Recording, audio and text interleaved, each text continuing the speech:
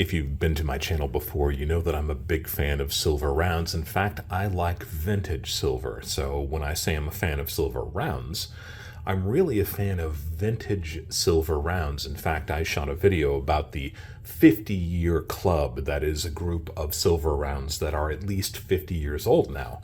And I think that this is almost kind of a sleeper area of collecting. I think that these older vintage rounds are getting a little bit harder to find, and maybe someday they'll start to have the appreciation that vintage silver bars do.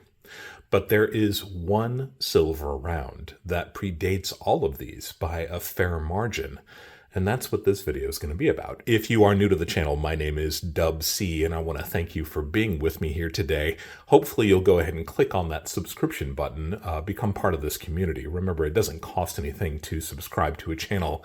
It's really just a way to show support. And if you're one of my returning subscribers, you guys know that I've talked about this piece a little bit in passing before, but I was making some images of it and I realized that I had never really told the full story of the Pedley-Ryan dollar.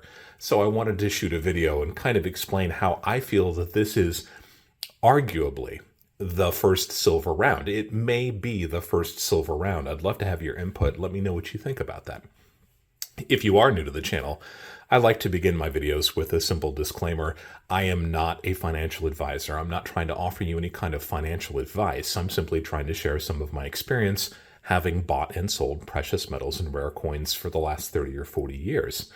And I like to begin my videos where I can with a definition that we could kind of fold back into the subject. Love to get you thinking about these things in more of a precise way and also sometimes even more of an abstract way. Let's see if we can expand our definitions of things to include, and I think that you'll find this makes the journey into physical precious metals a little bit more interesting. So what is a round? That's really the concept I wanted to bounce off of you. If you are a more seasoned stacker, rounds are something that we encounter constantly. It's not something that we even really give much thought to. But if you're kind of new to this, the concept of a round is a little bit strange, right? It looks like a coin, but it's not a coin. So what is a silver round? A silver round is a disc or coin-shaped piece of silver. Generally 999 fine. That's the standard that we kind of use as being pure silver in our industry, in our collecting, and our stacks. It's struck by a private company, a private mint, and its value is primarily in its silver content. We'll see that kind of shifting a little bit in the last few years. But rounds are generally an inexpensive way to produce small increments of silver. Up until the turn of the century and even after that, silver was a big industrial commodity, and it was traded in great big silver bars, not the kinds of things that most people would want to buy. But there obviously was kind of a need or desire for people to buy smaller increments of silver. What were they to do? Well, the round kind of answered that question. So rounds a little bit less expensive to make than a silver bar. A 1-ounce silver bar, while it is kind of a popular thing now, was pretty much unknown up until maybe the 1960s, 1970s. So the idea was to make these the least expensive way to own physical precious metals that we possibly could.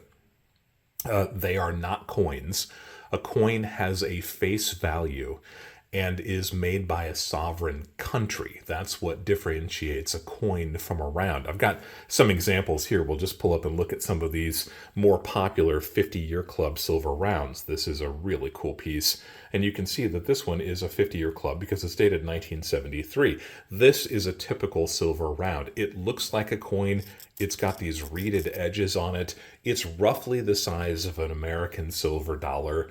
So all of these things make these a round, not denominated, made by a private mint, with a weight of exactly or very close to 1 troy ounce. You can see this one actually says 1 troy ounce. The purity of the silver is posted here, and these pieces dated, again, 1974 and before. That makes them part of the 50-year club. So these are what I feel is kind of an interesting version of a round. Rounds are created in the millions every single year by all sorts of private companies, and they remain to this day a very easy to understand, somewhat affordable way to buy physical silver. There are limitations with rounds, and we'll save that for another discussion. But what's interesting about these pieces, they all date back to the early 1970s. Silver rounds started becoming popular about the time that the United States Mint started taking silver out of our circulating coinage. Up and through 1964, our dimes, our quarters, and our half dollars, and our silver dollars that were made much earlier, were made out of 90% pure silver. But after 1964, beginning in 1965, those dimes and quarters were no longer made out of any kind of silver, and the silver half dollars dropped down from a 90% silver content to a 40% silver content, and even that would disappear after a few years. So the round really started to become popular along with those early silver art bars in this 1970 period of time, give or take 5 years. Why would people want silver rounds when silver coins were still out there? Well, silver coins were diminishing very quickly. After 1964, the dimes and quarters and the silver half dollars, the 1964 Kennedys, disappeared from circulation pretty quickly. But they were still out there. You could still find silver coinage if you wanted to. Certainly up until that period of time, you could just get silver coins anytime you wanted to by cashing in $1 at the bank or at the grocery store. So why would people want a silver round? Well, silver in our circulating coinage was only 90% pure. What if you were a manufacturer of silver jewelry or silverware and you wanted 92.5%? That was the sterling silver standard. That was really more expected when you were making silver jewelry or other objects of household use that were made out of silver. Sterling silver, 92.5% pure. So refining silver to make silver was kind of a tedious process, especially if you're going from a low quality silver, 90% not especially low, but certainly lower than 92.5%. Trying to bring that up was tricky. It was a lot easier to start with pure silver and drop that down a little bit by adding something as simple as copper to the mix. So it wasn't pure silver. Our coinage wasn't pure silver.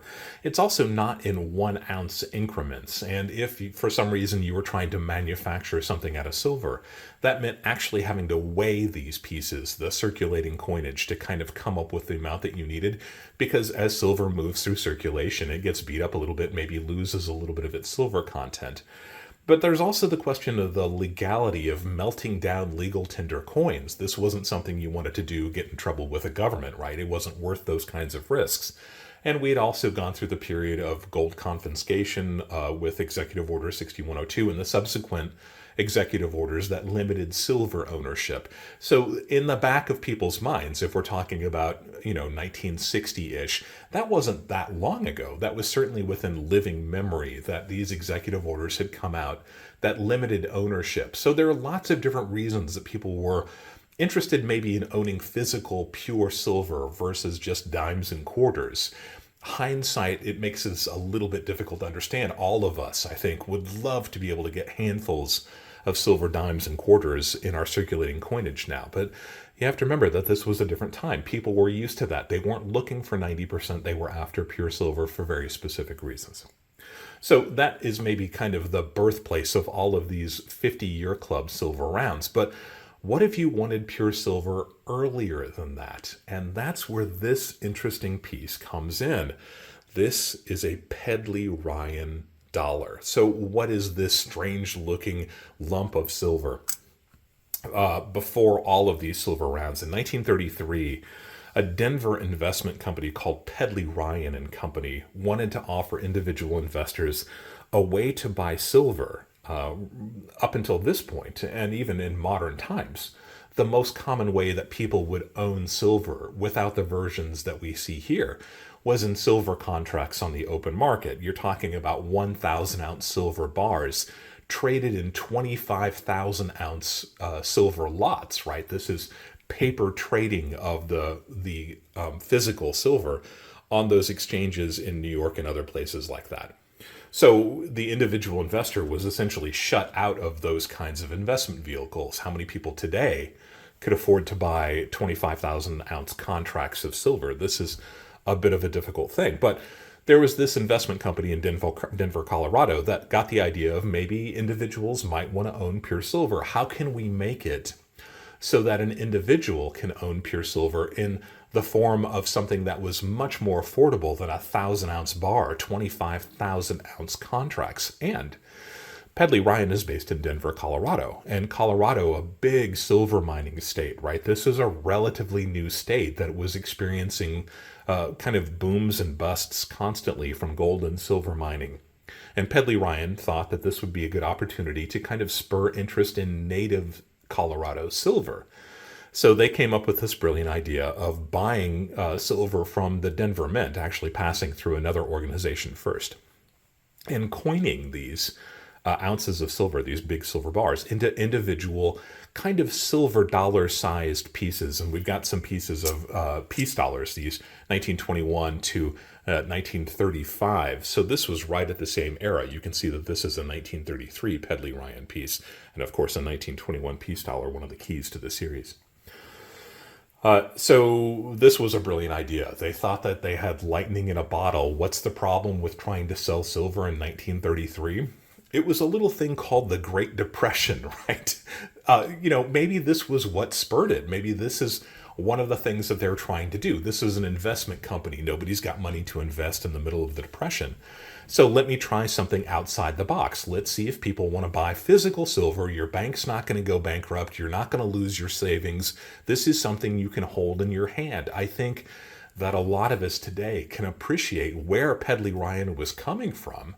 You could own physical silver. This wasn't something that was going to deteriorate. It wasn't going to burn up in a fire. You could put this in that mason jar and bury it in your yard. An interesting idea, right?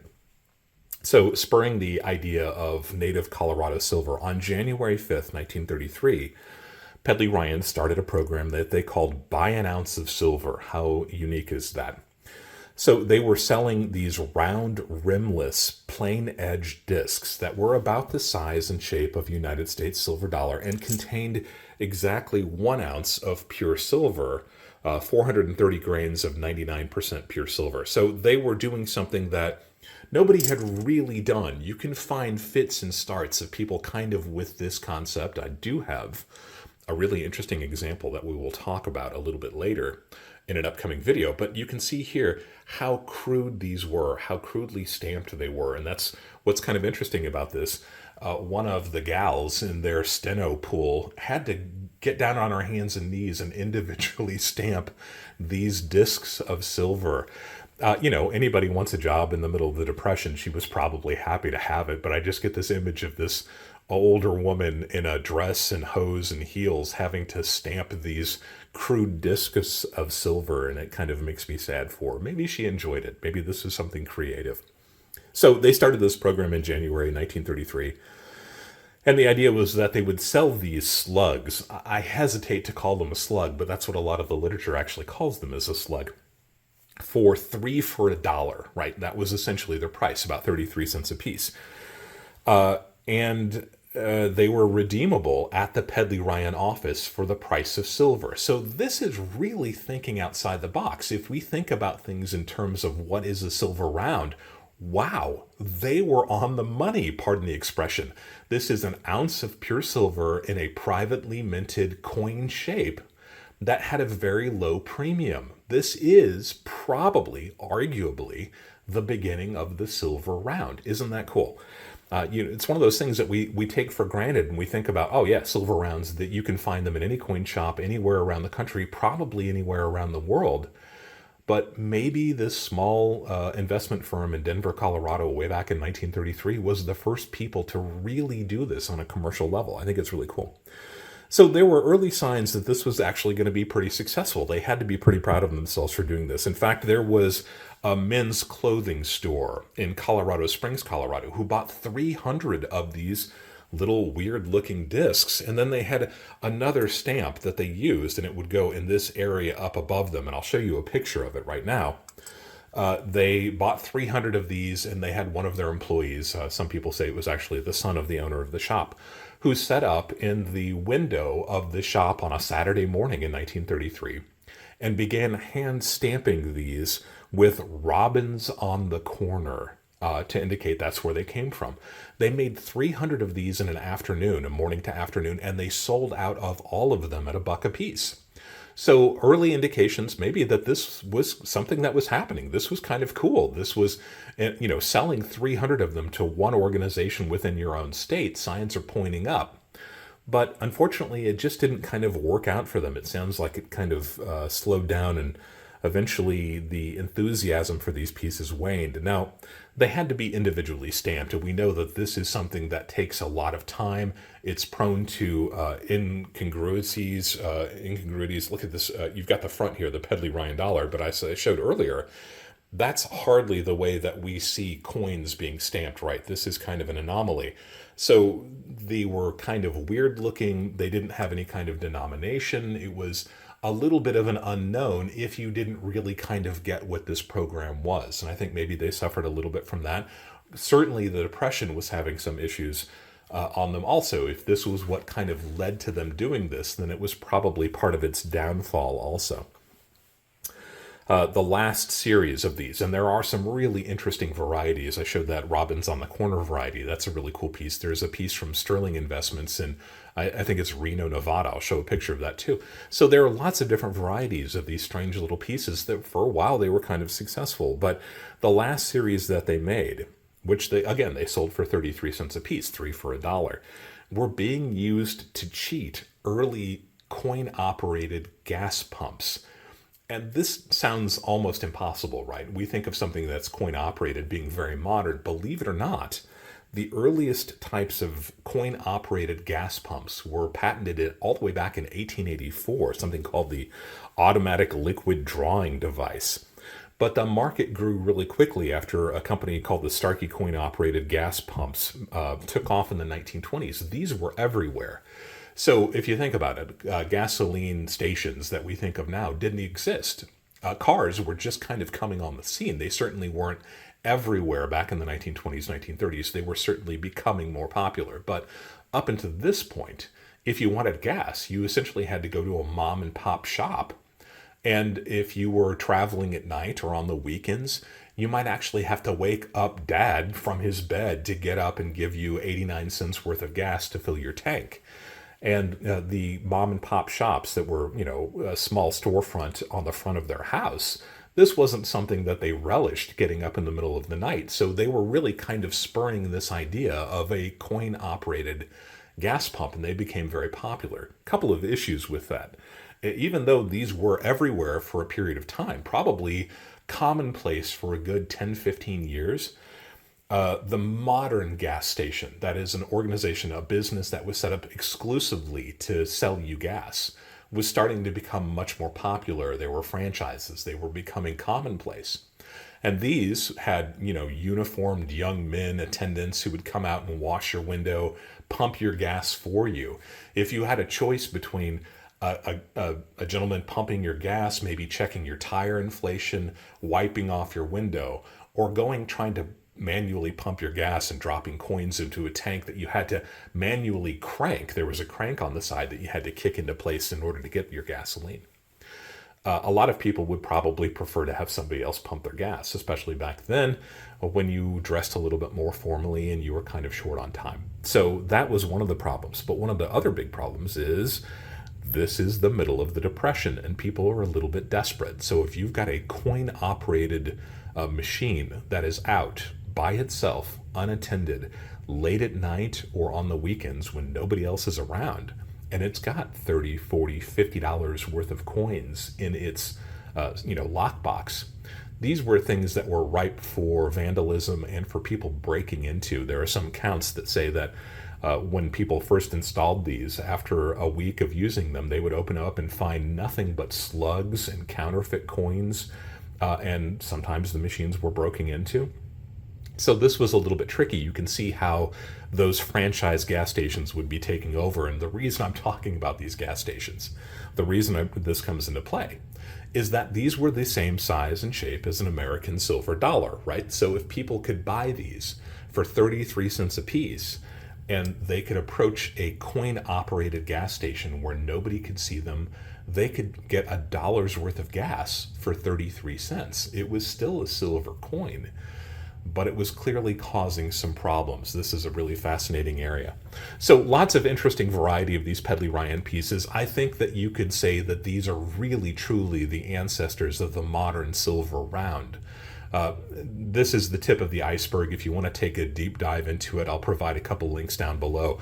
A fascinating thing to think about. Where did silver rounds come from? I think there's reason to believe that the Pedley-Ryan silver dollar of 1933 is really the genesis of this. And the funny thing about this is that they only made about 1,000 of these total, probably far fewer than 1,000, even including those robins on the corner examples, those 300. By the end of the year, by 1933, they had done away with the program. It just didn't work the way that they wanted to. And for a long time, you could find these Pedley-Ryan pieces at a pretty good price. And when you're thinking about modern rounds, this is an interesting example. This is kind of a generic looking piece. You can see that 1974 date, but you can see the stamps on it almost identical to the Pedley-Ryan piece that came 40 years earlier. So I really do feel like this is the beginning of the modern silver round, but only about 1,000 of them ever made, and now they are becoming quite expensive, especially if you want to find one of those interesting varieties with the different stamps on them. A fascinating piece of collecting silver, a fascinating piece of kind of numismatics. We might call this exonumia because it's not really a coin. And these pieces are coming up on, a fair amount of age now. We're getting closer and closer to that 100-year club. I think it would be really interesting to set up a collection of these. If you have a Pedley-Ryan dollar, let me know which variety you have. If this is something you have zero interest in, I totally get it. But if you're a collector of early silver rounds, you could make the argument this is where they came from. Although, like I said, I do have a video coming out that might have something a little bit earlier. You'll have to let me know what you think about that. If you have a question about anything I talked about here today, by all means, feel free to leave a question down below. You guys know who follow the channel that I've recently started a series of subscriber question and answer videos. So I'll try to answer just general questions down below the video in the comments section. But if there's something that I think warrants a little bit of a deeper dive, I might actually make a video specifically about your question. I'll tag you in it. It's a great way to have your own video up on YouTube. If you are not familiar, we launch new videos pretty much every Friday evening. Hopefully you are watching this video with me on a Friday night. If you are, make sure you say hi. Love to have you be part of this community. Go ahead and subscribe to the channel. Stick around after the premieres of the Friday night releases because we often go live in a live stream. And that's a fun way to start the weekend. They are a little bit more lively, a little bit more energetic. You can ask questions, anything dealing with precious metals and rare coins, anything that's even slightly related to that. It's a great way to talk to other people in the community. I really look forward to these live streams on Friday evenings. Always be learning. And thank you for allowing me to be a part of your journey as we go deeper into the world of coins and physical precious metals.